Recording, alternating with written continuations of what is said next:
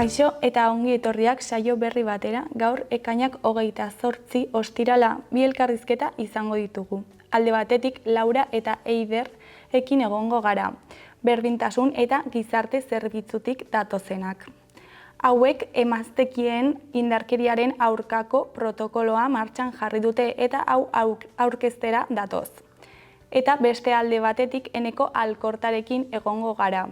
Oinez 2024aren kanta bideoklipa eta Oinez txokoaren egitaragua aurkeztera datorrena. Baina hauekin hasi baino lehen goazen betiko edukiarekin.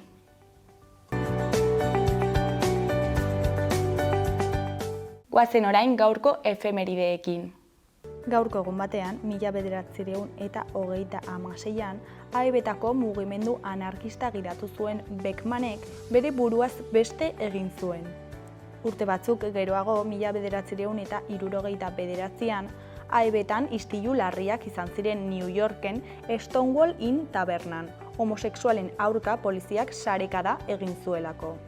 Egun berean, baina 1981an, Greenpeacearen 2 zodiak zulatu zituen Santurtzin Espainiako armadak. Eta bukatzeko 1987an, Ernesto Che Guevararen gorpua aurkitu zuten Boliviako Valle Grande herrian.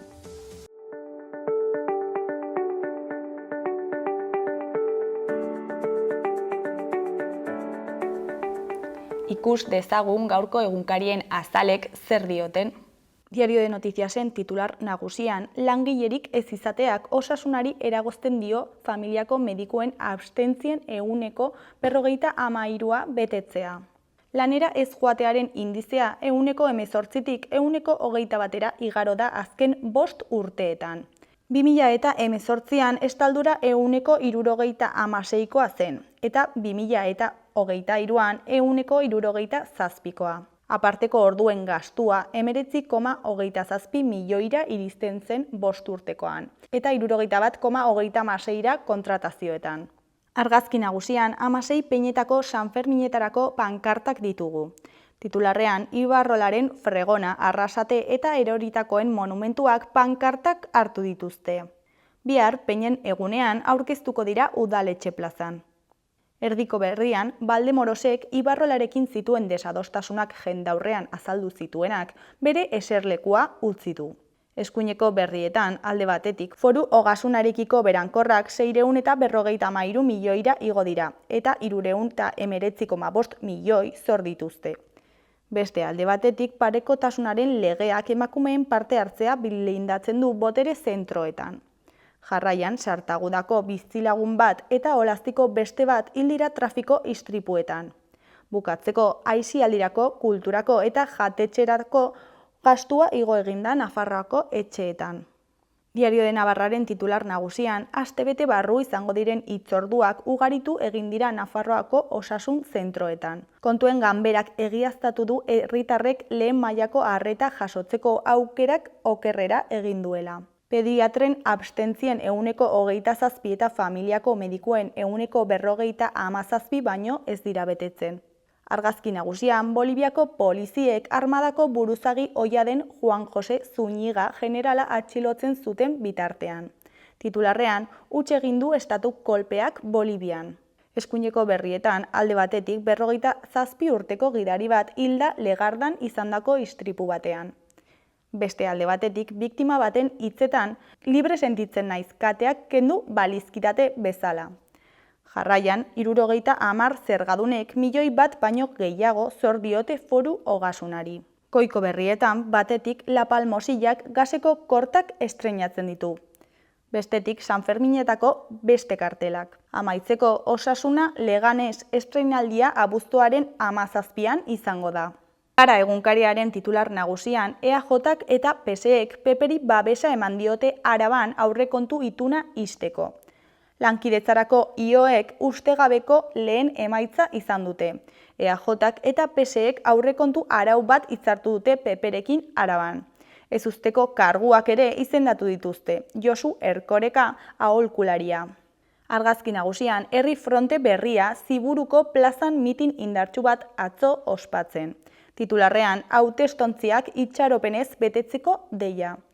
Iritsita atalean, alde batetik zuzeneko musika eta zerbait gehiago barra lehen aldiz arberatzen. Beste alde batetik dozenaka herri eta auzotara iritsi dira San Pedroak.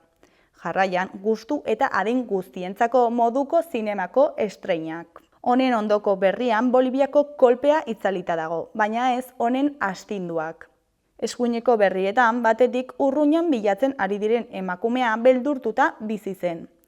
Bestetik, Zurine Iglesiasen erreportaia dugu. Gogotsu astear dagoen Arrauneko ligarako. Berriaren titular nagusian, Baionako prokuradoreak hilketa matxista du susmo nagusia Urruñako desagertzean. Jerome Bourrierek adierazi du mentura gutxi dutela Leure Zatxeio bizirik aurkitzeko, eta ikerlariek uste dute senarrak hil eta desagerrarazi zuela. Mugimendu feministak elkarretaratzera deitu du gaurko, Urruñako herriko etxearen aintzinean, arratsaldeko 6:30. Goiko argazkian, Juan Jose Zúñiga generala atxilotuta, Boliviako krimenaren aurkako indar bereziaren egoitzan. Titularrean, Bolivian estatu kolpea jotzen saiatu den generala atxilotu dute. Kolpisten ekinaldiak huts egin eta ordu batzuetara antzeman dute Zúñiga. Beheko argazkian, EHZ festivala dugu. Titularrean, EHZ amikuzetik zuzenean gaurtik. Eskuineko berrietan, alde batetik EAJak eta PSEEek peperekin hitzartu dituzte Arabako aldundiko aurrekontuak. Bestetik, Nafarroako hezkuntza publikoko irakasleak grebara deitu dituzte irailaren 26erako. Amaitzeko, urak arrotzear. Bihar hasi eta irailaren 15era arte jokatuko dute liga. Iaz 8 taldeko ligara egokitu zen txapelketa. Galiziarrek mailaz jeisteko arriskua dute. Euskal Herria irratiaren titular nagusian, irakasleak oso nekatuta eta haserre gaude eta grebaragoaz. Irailaren 26an greba batekin emanien diote hasiera ikasturteari irakasleek. Sindikatu guztiek bat egin dute deialdian hezkuntza kontseilariaren jarrerari erantzunez. Ez dute negoziatu nahi eta 2 urtez mareatu gaituzte bilerekin, benetan ratioak, lanorduak eta lanzama eta soldatei heldu gabe. Azaldu du Euskal Herria irratian Esteilas sindikatuko Raúl Lópezek. Eskuineko berrietan alde batetik hartz batek 5 ardi hil zituen duela hilabete Izaban izandako 3 erasotan. Beste alde batetik, Iruñeko peinen eguna larunbatean ospatuko da. Larunbat honetan, ekainak 29 peinen eguna ospatuko da Iruñean. Egitaraua aurreko urteetakoaren antzekoa izango da, baina aurten 2 berrikuntza izango ditu. Erratzun kanpin baztan oporretan deskansatzeko eta ongi pasatzeko 4 izarretako kanpina. Ingurune zoragarrian eta lasaian. Hondarribi eta Donibane Loitzuneko hondartzetatik 3 ordu laurden eskaxera. Baztan kanpina 100 metro kuadroko 150 partzel esiak eta itzalarekin, apartamentoak eta bungalobak. Argindarra eta urez hornitutakoak. Heldu eta umentzako 2 igerileku, jolastoki, ostatu, jatetxe, supermerkatu, padelpista, petanka eta pinponarekin. Gainera uztaila eta abuztuan aurrendako animazio ere badago.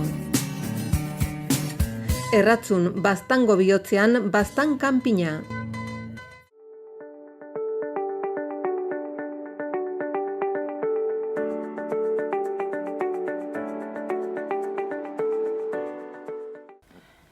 Kaixo, lehen aurkeztu bezala, oraingoan Eider eta Laurarekin egongo gara berdintasun eta gizarte zerbitzuetatik datozenak. Kaixo, zer moduz? Ongi, mil esker. Bueno, emaztekien aurkako indarkeriaren protokoloa aurkeztera zatozte, ezta? Baina horrekin... Eta horrekin hasi baino lehen, azaldu dezakezue zer den berdintasun zerbitzua? Bueno, baztango berdintasun zerbitzua da udalak martxan paratu zuen zerbitzu bat, edo arlo espezifiko bat, berdintasun politikak sustatzeko modu arrasorokorrean erranta, ez?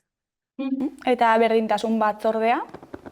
Berdintasun batzordea litzateke bertze koordinazio estruktura bat, herritarrekin, mugimendu feministarekin eta bertze eragileekin berdintasun politiketan eta martxan paratzen ditugun ekimenak koordinatzeko.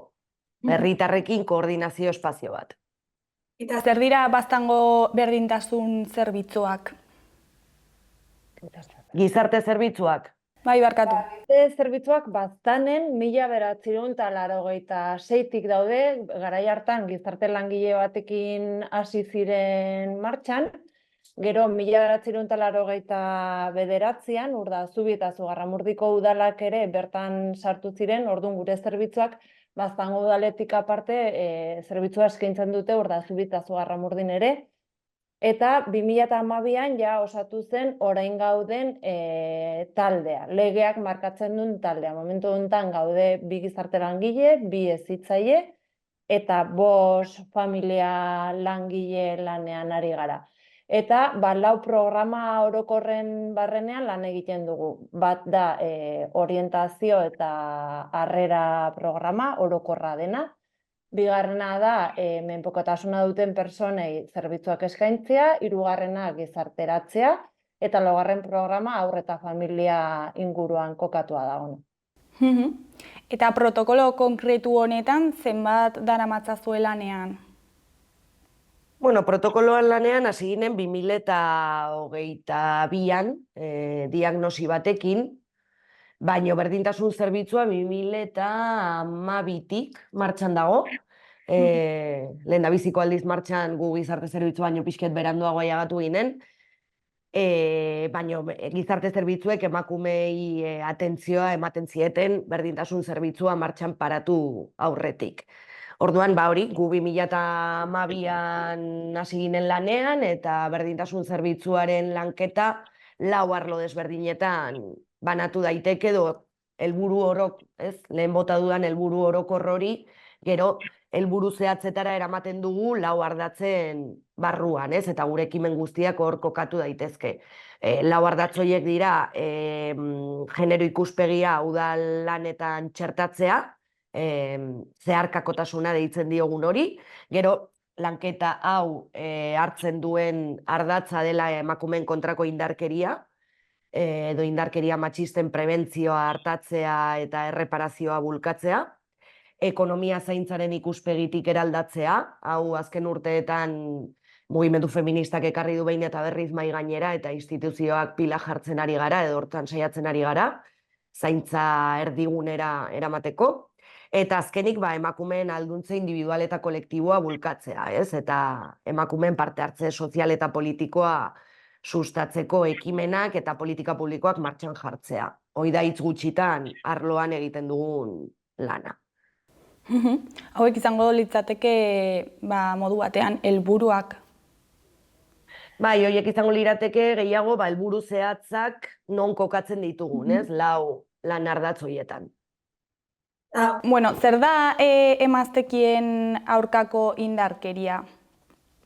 Bueno, emaztekien kontrako indarkeria da, emaztekia izateagatik berez, emakumeen kontra bideratzen den indarkeria edo emakumeengan gehiegizko eragina duen indarkeria, jendarte honetan eraiki garen bezala, genero desparekotasunean edo generoaren araberako roletan eta estereotipoetan eziak izan gara gehienak, eta oraindik ere gure gazte eta aurrak ere bai, oiniken falta zaigu haunitz, eta bereizkeria horren agerpen larriena da indarkeria, emakumeen dako kalte edo inaze fisikoa, sexuala, psikologikoa edo ekonomikoa ekar dezakeena. Hori da indarkeria hitz gutxitan.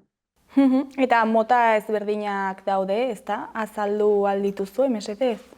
Bai, ala da bai.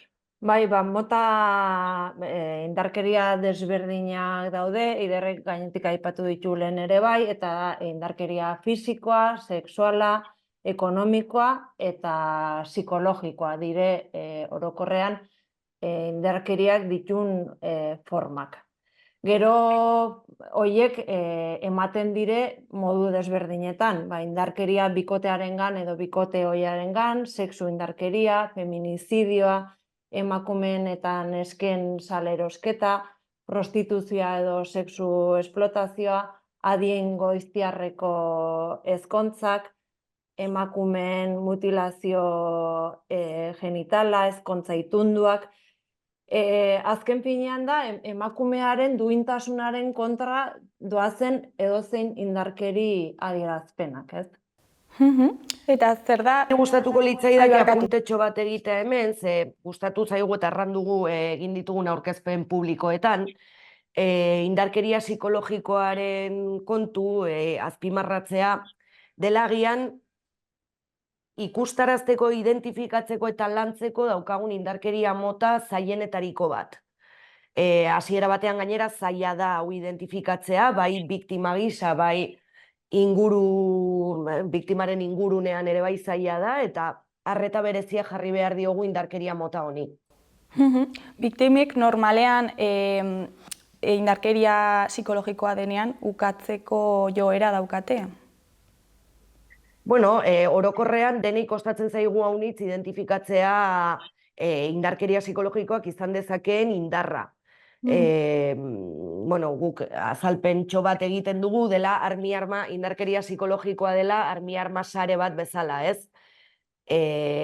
Zuk ikusten baldin baduzu ari bakoitza, ez duzu ikusten indarkeria psikologikoak duen indarra edo egin dezakeen kaltea, baino armi-arma sarea osoki ikusten baldin baduzu, ez, begirada ematen baldin badiozu, indarkeria psikologiko horretan, armi-arma horretan mugitzen diren ari guztiei, hor konturatu zaitezke benetan indarkeria psikologikoa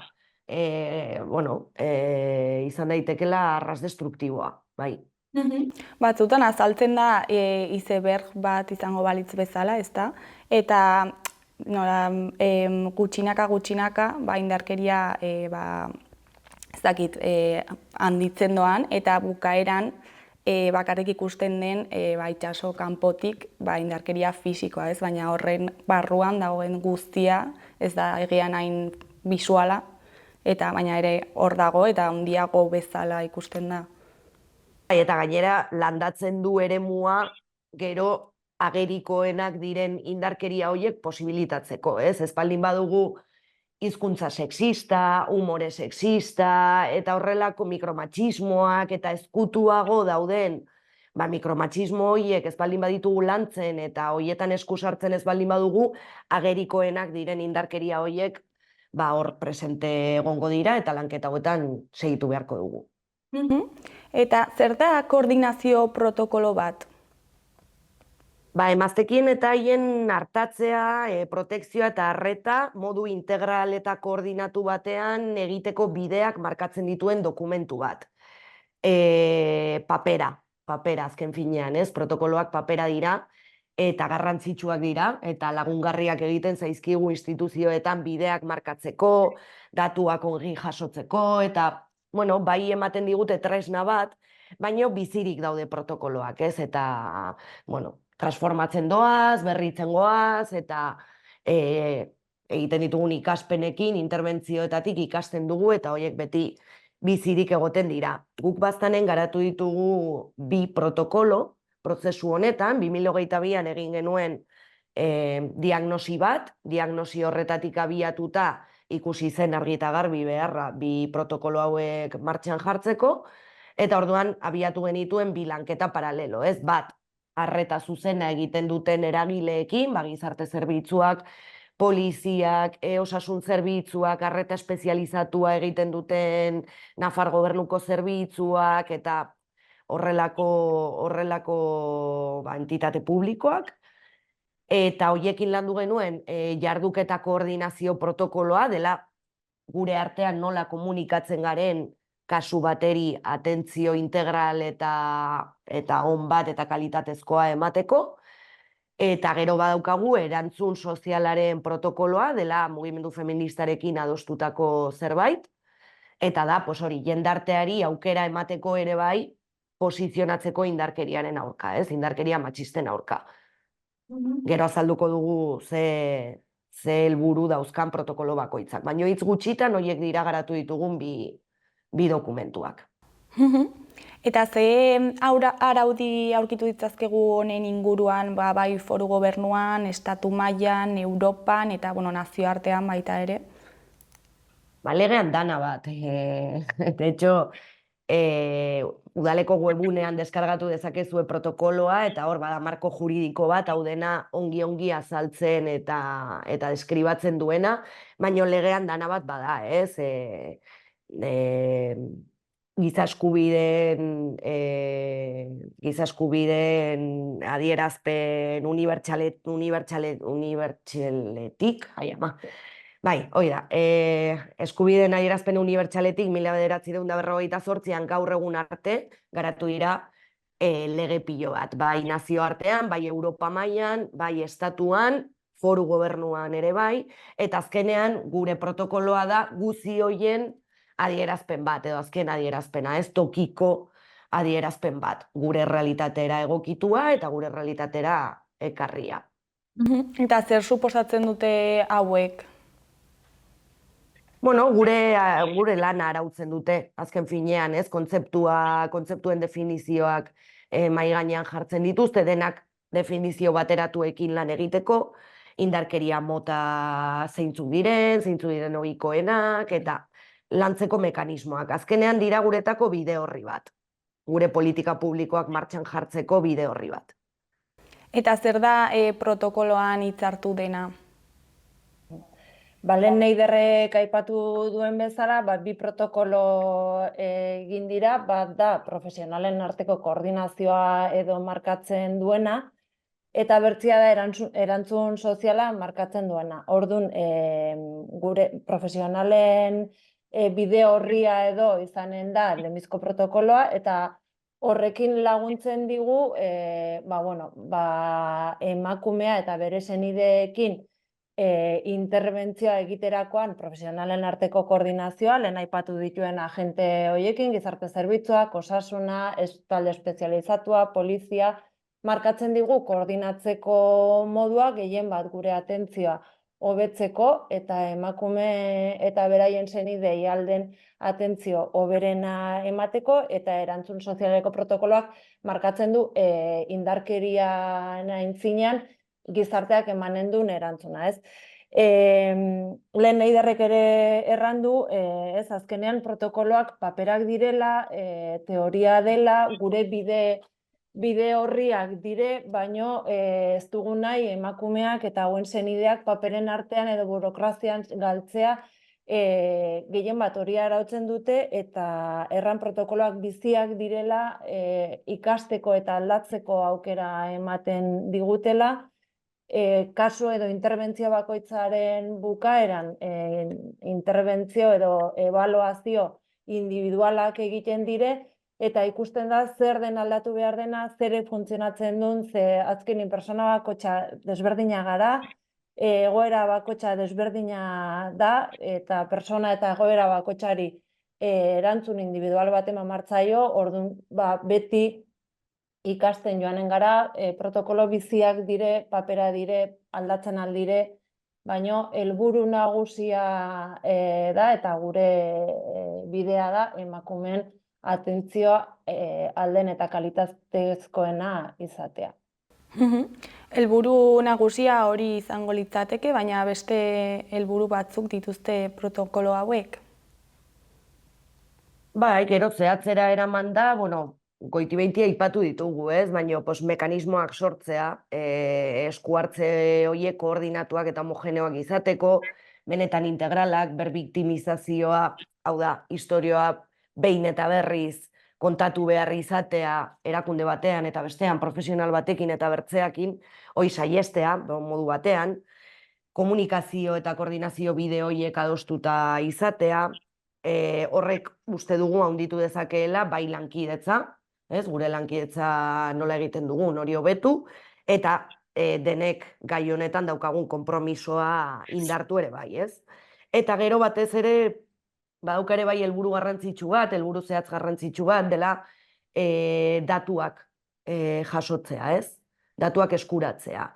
Momentu honetan, badauzkagun datuak dira batez ere salaketa polizialen kontu, ez ditugu arreta bertze daturik. Orduan, nahi duguna ere bai da izan urtez urte argazki fidagarri bat indarkeria matxistetan baztanen nola gauden, ez? Zein kasu diren gehien gertatzen direnak, zein espaziotan gertatzen den gehiago, gero benetan gure politika publikoak, zerbitzuak, ekimenak, kanpainak eta bar garatzen ditugunean, bueno, izateko argazki fidagarri bat eta jakiteko hobe nola landu mahai gainean ditugun erronkak. Eta jarduketak eremuz eremu zehaztu dituzue, ezta? Eremuz eremu baino, bai, guk banatu ditugu atentzio eremuak, gizarte arreta, larrialdiak eta informazio orokorra, osasuna, eta gero daude LGTBI taldeak eta berdintasun zerbitzua, multzo horietan goiti-beiti, orokorrean erranda, banatu dugu eta markatu dugu espazio hauetan lan egiten duten profesionalen arteko komunikazio hori. Gero egia da, erantzun sozialaren protokoloak adibidez, bertze helburu batzuk eta erronka batzuei erantzuteko balio izanen digula.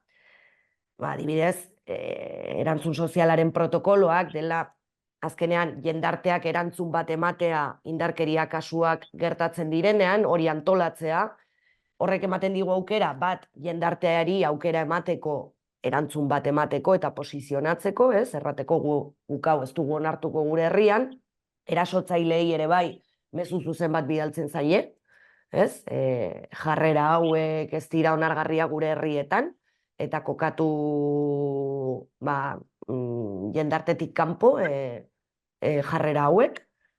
Gero ere bai emakumei noski babesa eskaintzea, eta beraiek jakitea eta erantzun bat izatea herrien aldetik, eragileen aldetik, jakiteko horren aurka posizionatzen garela eta gure babes guztia daukatela. Eta horrelako helburuak ere bai ematen du, horrelako ekimenetan lanketak egiteko, eta noski gero denen artean ikusten dugunarekin eta lantzen joaten garenarekin, atenditzen ditugun kasuen arabera, sentsibilizazioan jarraitzea, jendartearekin eta formakuntzan eragileekin, eta, lan atzaigu bukatuko. Ez. Eta honen aurkako protokolo isolatu bat da, edo aurrekariren bat dauka? Lehen erran dugun bezala azkenean, heldu da nazioarteko legediatik kaskada moduan jausten da, eta azkenean gure protokoloa ez da bertzeleku batzuetan egiten denaren desberdina. Guk bide horri batzuk jarraitzen ditugu, mugimendu feministak eta bertze berdintasun zerbitzu batzuk ikasitakoaren gandik ikesi dugu, eta hori martxan jarri, eta protokoloa garatu. Orduan, isolatua lankidetzan garatu ditugu, bertze protokolo eta gida batzuetatik ateratzen da zuzenean, orduan nik ez nukerrango isolatua denik ez. Eta zer da espero duzuena protokolo honetaz? Lehen Eiderrek aipatu ditun helburu horiek kontutan hartuta, gehien bat kalitatezko interbentzio bat eskaintzia, txugun baliabideak alden hobekien aprobetxatu, emakumeei hori kalitatezko atentzio bat eman ahal izateko, ez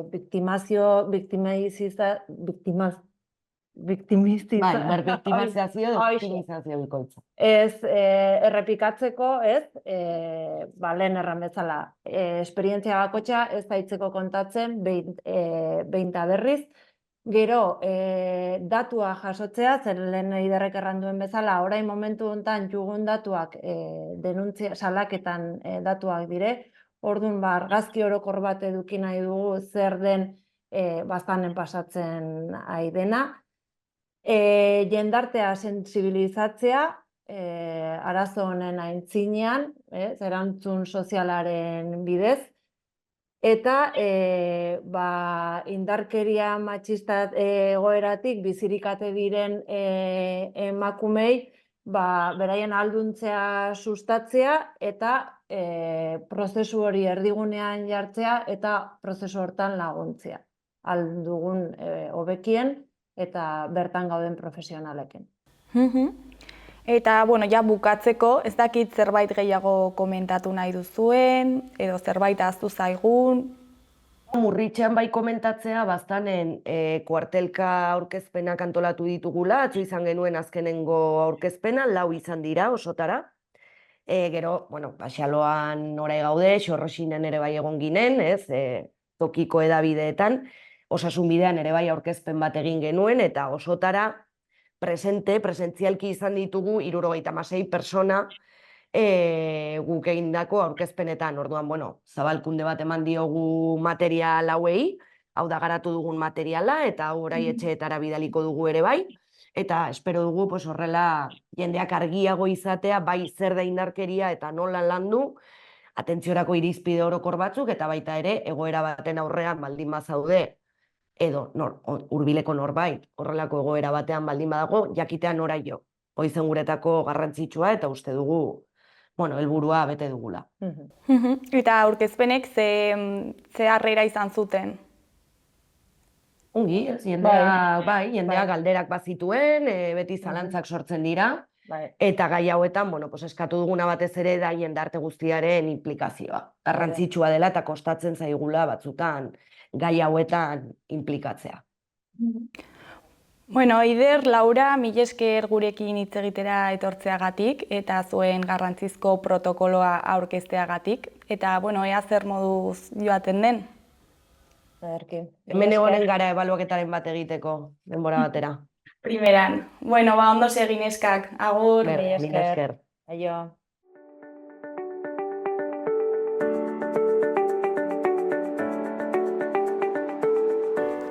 Gaurko eta asteburuko eguraldia ikusiko dugu.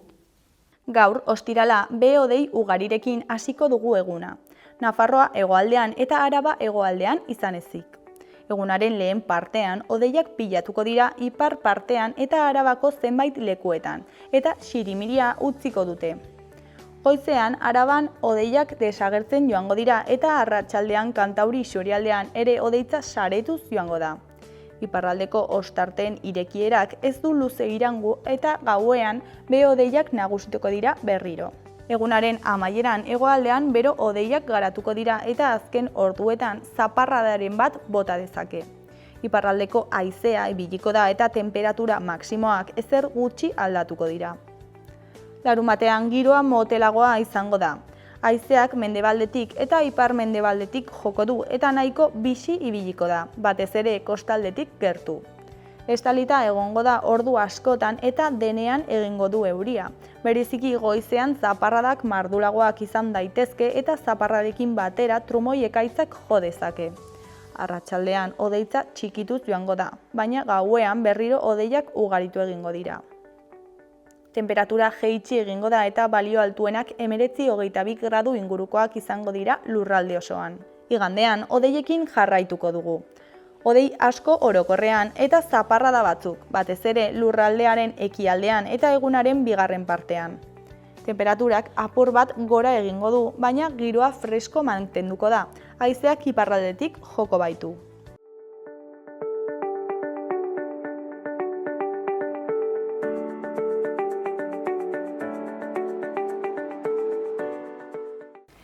Kaixo berriro ere, lehen esan bezala, 2024ko Oinezaren kanta, bideoklipa eta Sanferminetako Oinez txokoaren egitaragua aurkeztera dator Eneko Alkorta. Kaixo, zer moduz? Kaixo, ongi, eta zu? Oso ongi. Bueno, aurten Oineza zangotzan ospatuko da. Aurrela da. Eta badakigu zehazki ze datan izango da? Bai, data aspalditik jarri genuen, urriaren 20 izango da, igandearekin. Bai. Eta, bueno, kontatu iguzu, zer moduz orain arteko prestaketak? Bueno, gustora, lan asko egin dugu orain arte, igual aipatu, bueno, Oineza ez dela bakarrik egun bateko kontua, jada iazko maiatzean lanean hasi ginen jada bilerekin, urte guztian zehar ibili gara jarduerak prestatzen, orain tokatzen zaigu Sanfermin txokoa antolatzea edo aurrera eramatea, eta gero etorriko dira Sanfermin bezpera, Sanfermin markatu ez, Oinez bezpera bera eta Oinez eguna. Eta jada egin dira jarduera batzuk? Bai, batzuk egin ditugu, hasi ginen aurkezten Oineza eta gure helburuak Zangotza aldeari, desfile batekin eta arropa aurkezten, Egin ditugu baita ere kulturarteko egunak ere egin ditugu, bideokliparen aurkezpena ere egin genuen, eta orain buruz hartuko zaizkit beste batzuk, baina bai, egin ditugu urtean zehar ekintza. Basoa, pentsatzen du. Bai, basoari dira lanean ere beste aldetik, baina bai, egin ditugelako ekintza batzuk, bai. Eta, bueno, kanta eta bideoklipa atera berri dira, ezta? Bai, aurreko astean, orain 2 aste genituen.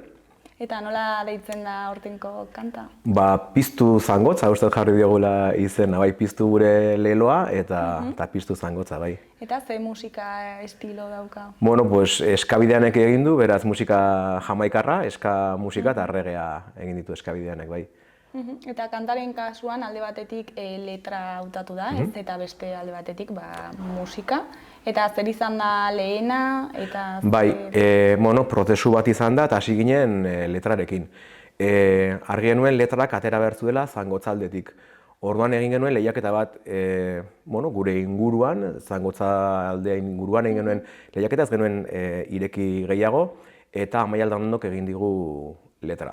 Letra hortan euskara jarri da zentroan, eta abestak dioen bezala, letrak dioen bezala, periferiatik edo ertzetik, Euskal Herriko ekialde hortatik, euskararen alde lanean ari garen aldarria edo jarri dugu zentroan edo erdigunean. Eta ze mezu bidaltzen du kanta honek? Bueno, hori azkenean euskararen garrantzia, gure lanaren garrantzia, auzolanaren garrantzia, eta hori periferiatik ertzetikan euskararen alde egiten dugun lan hori, hori erdigunera eramatea izan da gure helburua. Eta behin letra hautatu izan zenutela, nola zergatik eskabidean? Bueno, nahi genuen alde batetikan, Nafarroako talde esanguratsu famatu batengana joan, aspaldiko laguna gara eskabideanekin eta bideak elkartu gaitu. Orduan izan da horrelako elkarketa erdi natural bat, eta hori oso kontentu gaude azkenen emaitzarekin, eta espero uda hontan zehar Euskal Herriko jai guztietan abestia entzutea eta jendea dantza egitea.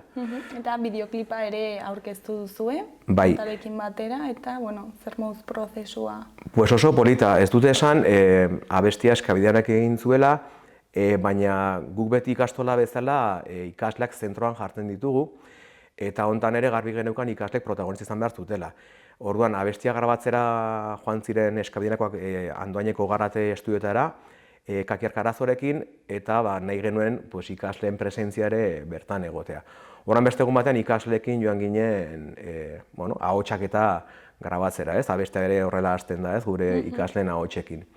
Gero etorri zen bideokliparen momentua, ez? Eta Marina Lameiro Iruñako zinemagilearekin jarri ginen kontaktuan, eta berak segituan jarri zituen ikasleak zentroan. Orduan horregia, gustatu zitzaigun hori. Eta berak planteatu zuena izan zen ikasleekin tailer batzuk egitea, eta horrela egin dugu, DBH-ko ikasleekin eta lehen hezkuntzako 3. zikloko ikasleekin tailer batzuk egin dira, zinemari buruzko tailerrak, eta hortik atera dira bideo grabatzeko ideia guztiak. Hau da, bideoan grabatu den dena ikasleek aukeratutakoa izan da. Orduan, hori guretzako garrantzitsua zen, orduan, berarekin lanean jarri ginen, eta horrela atera dugu. Esan baita ere, nola dagoen grabatua, Super 8 kamera batekin dagoela grabatua, era analogikoan, eta horrek ere, egiten duela beste modu batera pentsatzea. Ez da Marinak dioen bezala, gaur egun bat gaude dituak kamera digitalekin 1000 argazki atera eta dozenaka bideo ateratzen, honek egiten zuena zen, zer nahi dugu erakutsi, nola egingo dugu, guazen pentsatzera eta guazen grabatzera. Orduan, eta ikasleak zentroan izan da, izan da oso prozesu politegia, esan oso kontentu gaude.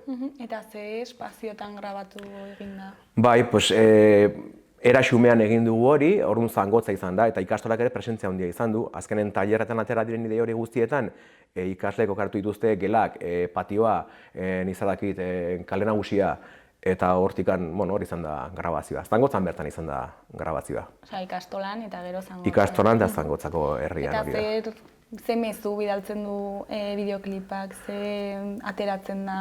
Bai, azkenan mezua da letrak berak esaten duena, ez? Hor piztu leloa hor ateratzen da, ez? Leloan edo abestiaren estribiloan, hor gure helburuak ere jartzen ditugu, nola piztu nahi ditugun Zangotza ikastolako baliabideak, bai energetikoak, bai ekonomikoak, nola piztu nahi dugun ere auzolana, azkenen guretzako auzolana ze garrantzitsua den ikastola bezala, ez da, azkenen ikastola eraikitzen dugu auzolanean, irakasleekin, ikasleekin eta familiekin, eta nola nahi dugun baita ere piztu euskara eta kalitatezko euskarazko hezkuntza ikastolan. Hori da pixkat letraren muina eta gero puten esan dugun hori, ez? Pues, periferiatik edo ertzetik gaudenon aldarria, ez? Gu ere hemen gaudela euskararen alde lanean.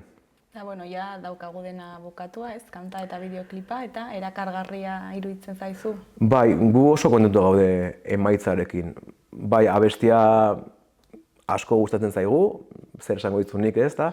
Baina baita ere kontentu bideoklipanen emaitzarekin, ez? Bideo ezberdin bat egin dugu, berriro diot ikasleak zentroan hartuta, beraien ideetatik atera den gauz batekin, modu analogikoan grabatua, irudi berezi horrekin, agian batzuk esaten ziuten, ez?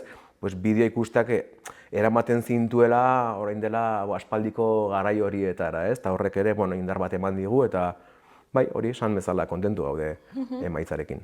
Eta, aste bat geratzen da, pixkat, aste eta egun bat, San Ferminetarako, eta nola doa antolakuntza oinez txoko? Urduri eta era berean oso kontentu dena asteko, ezta? Bada guretzako erronka handi bat San Ferminak antolatzea, lehen aipatu dugu, oineza antolatzea ez dela bakarrik egun bat, badela urte guztian egin ditugun ekintzak, bada San Ferminetan 9 egunez programatzea, eta bada ondorengoa. Eta hori tokatzen zaigu, oineza handi bat bezala antolatzea, 9 egunetako oinezak egitea, oinez txikitsuak edo. Betiko moduan eta konera espazio horretan izango da? Bai, Biztabellan izango da, betiko bezala oinez txokoa. Hor esan dezakegu ez da, ja egonkortua dagoen espazio bat dela San Ferminetan, jendeak ezagutzen duena, eta esan daiteke agian San Ferminen zurrunbilo handi hortatik ere ateratzen gaituena, ezta? Gaude San Ferminetan, gaude jai giroan, baina beran badagaude jai giro lasai batean, ezta? Eta bai, Biztabellako txokoan izango da gure oinez txokoa. Hori ere garrantzitsua da, ze horrela aurrak, ezakit, espazio lasaiago batean egonda, lasaiago egon daitezke, ez? Bai, aukera ematen diguna da, jai giro ezberdinak edo izateko, ezta? Agian esan dezakegu, egunean zehar badugula, esan duzun bezala, familiarteko giro hori, non aurrak egongo diren, non familiak egongo diren, non lasai egoteko aukera dakazun, eta gero ja iluntzean, agian basuen ondoren, afalo ondoren, etorriko lirateke kontzertuen garaian, non musikazaleen momentua iritsiko zen, ez? Jaleo gehiagorekin edo, esango dugu. Bai, publiko guztia iristeko aukera edo. Bai, hori da. Eta, programazioa daukagu, ja da? Bai, hemen dauka txuleta. Erakutsuko duzu. Erakutsuko. Nola geratu den. Gure superkarteltxoa. Eta zeri eman diozue garrantzia hau prestatzerakoan? Esan behar da, baliabide xumeekin egindako, ez? Programazio bada, ilusio handiarekin eginekoa, eta igual bai esan dezakegu, ez guztia, baina ehuneko handi batean parte hartzera dazen sortzaile gehienak nafarrak direla, eta horrek bai ematen digu harrotasuna edo, ez? Hor bai joan garela ez kanpora begira, baizik goazen hona begiratzen, ez? Azken aldian Nafarroan ikusten ari gara egundoko talde pilateratzen ari direla, eta horri ere hortik tiratu dugu. Eta hori bilatua izan da, edo? Bai, hori zen nahi genuena eta hortik tiratu dugu. Horrek ez duzen nahi denak Nafarrak direnik, baina bai genuen pixka bat fokoa hor jarria, bai. Hemengo uzta hori aprobetxatzea, dudari gabe. Eta nola izan da honen antolakuntza? Prozesu hori nola? Bai, lan askorokoa, bai azkenean, ez gara profesionalak lan honetan, eta batzordetan gaude antolatuta, batzordetan gaude irakasleak, gaude ikasleoiak, gaude familiak, gaude familiak, orduan, hortikan ateratzen den, denen iritziekin ateratzen den, ideia horietatik ateratzen den programazioa dugu hau, eta, kontentu baita ere egin dugunarekin, lanez lepo gabiltza, baina kontentu ere bai ez azkenean, esan ditut familiak, esan ditut ikasleak, esan ditut irakasleak, eta horrek egiten duena da baita ere ikastolaren komunitateari kohesio bat eman, ezta? Eta denak elkarlanean eta helburu baten bila joate hori ematen digu, eta hori ere garrantzitsua da, ez? Bueno, orain esfortzu horren eta guzta horren emaitzak edo fruituak jasotzeko momentua iritsi da. Hori da. Eta zein da daukagun egitaragua? Bueno, pues 9 egun, gauza dexente, agian 2 bloketan banatu daitezke gure ekintzak, arratsalde partekoak eta gauekoak. Baina igual hasiko gara esaten suziria nor botako duen, zeren laba taldeak botako du suziria. Udaletxeko suziria garrantzitsua da, baina gurea ere bai. Eta ia Sandra Mari Ikastolak kolektibo bat jarri zuen suziria botatzen, Baionako Etxepare Lizokak egon ziren botatzen, eta guk ere bide hori jarraitu dugu. Eta, pentsatzen garbi ikusi genuen laba taldeak bota behar zuela, ez? Azkeneko urteetan egundoko lana egin dute Euskararen alde eta Euskal Kulturaren alde Iruñean. Euskara eta Euskal Kultura Iruñaren zentrora eraman dute, Gaztelu plazara, eta pixkat bat zen horri bultzada bat ematea eta beraiek egindako lana aitortzea, ezta? Eta gero hortik hasita, hor Txupina Etxeferoak estanda egiten duenean, egun hortan bertan DJ daukagu atxaldean, senbe DJ-a euskal musika jartzen, gauean kontzertuak, lehitzeak eta street wise izango ditugu, eta gero egunean, urrengo egunetan berdin, kontzertuak gauean eta arratsaldetan bestelako gauzak. Zehatzago joanez edo, agian 7an bertso emanaldi bat izango dugula, bertso emanaldi hau ez dela izango bertso tradizional emanaldi bat, musikatua izango da, agian jai giroari lotuagoa eta txokoari lotuagoa. Gero arratsaletan ere, Pamplona Swingekoak izango ditugu beste egun batean beraien swing dantzak dantzatzen, jota txori izango dugu arratsaldean, Nokono bezalako bakarlari bat ere izango dugu. Aipatu ere, 8an da Euskara Abentura kanpaldia edo Iruñara iristen dela, bertara datozela, gure txokora datozela, eta haientzako ere trikidantza izango dutela arratsaldean, grupo pila bat, agian kartelburua PLT izan daiteke, Rafa Ruderaren taldea, Euskal Herriko talde famatua, eta badatorrela Madrileko Mazkul bezalako jaialditik zuzenean oinez txokora jotzera, eta talde pila bat, banan joan gaitezken, baina jendeak hori hor daukala programazioa sareetan, eta hori ikusiko dute zer dagoen. Eta oinez txokoa etengabe irekia dago? Bai, oinez txokoa irekiko dugu goizeko 10:00 egunero, eta irekia egongo da goizaldeko ordu 2:00 3:00 arte. Esan bezala, egunean zehar aukera egongo da jatekoa eta edatekoa modulazioan egiteko, han bertan ditugu mailak eta aulkiak jendea lasai egoteko, familiak lasai egoteko. Ez dugu ahaztuko ere, izango dela ere material salmentarako postutxoa, jendea udan zehar elegante joateko gure erroparekin, eta hori. Gero ere bestelako zerbitzuak izango dituzu ez, komunak? Bai, txosna egongo da, komuna egongo da, puntu morea ere izango dugu huertan jarrita, eta bai, urtero biztabilan topa daitezken zerbitzu guztiak aurten ere izango ditugu. Eta hau dena aurrera atera izateko voluntarioak behar dira, ezta? Eta nola zoazte alde horretatik? Bai, eskatuko dugu jendeari nahi izan ezkero oraindik kontaktuan jartzeko gurekin eta laguntzeko, beti dago laguntzeko parada. Hor, alde batetik ikastolaren gure komunitatearen laguntza daukagu, familiak hor buru belarri, irakasleak buru belarri, Nafarroako beste ikastoletako familiak ere izango ditugu laguntzen, denak voluntario gisa noski, eta gero, beste Euskaren alde lan egiten duen jende handana ere etorriko zaigu laguntzera.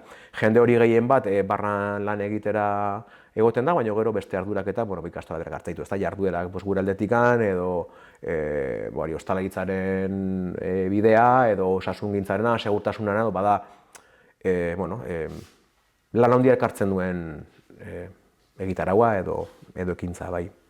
Eta zer da espero duzuena San Fermin hauetatik, eta orokorrean urtengo oinezatik? Bai, espero duguna da gure gana jende asko hurbiltzea, jendea piztutzea, gure leloak dioen bezala, gu laguntzea ekonomikoki ere bai, espero dugu giro polita sortzea, inolako arazorik ez egotea gure txokoan, jendeak disfrutatzea gure guneaz, gure musikaz, eta euskaraz aritzea, eta, bueno, hori, disfrutatzea gurekin.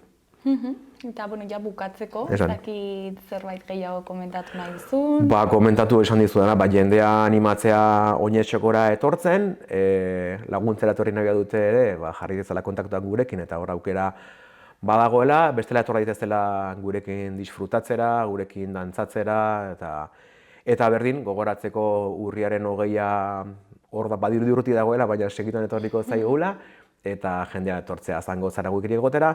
Bezperatik ere izango dugula programazioa, beraz, jendea etorraia ere bezperatikan Zangotzara eta Zangotzaldea ezagutzera. Eneko, mila esker gurekin ona etortzeagatik eta aurkezpen hau egiteagatik. Eskerrik asko. Eta zer moduz joaten diren Sanferminak eta oineza. Oso ongi, eskerrik asko zuei.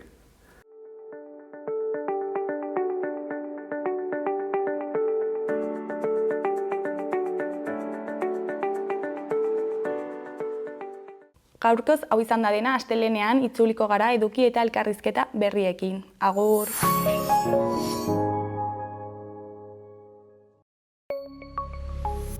Gobierno de Navarra. Nafarroako gobernua.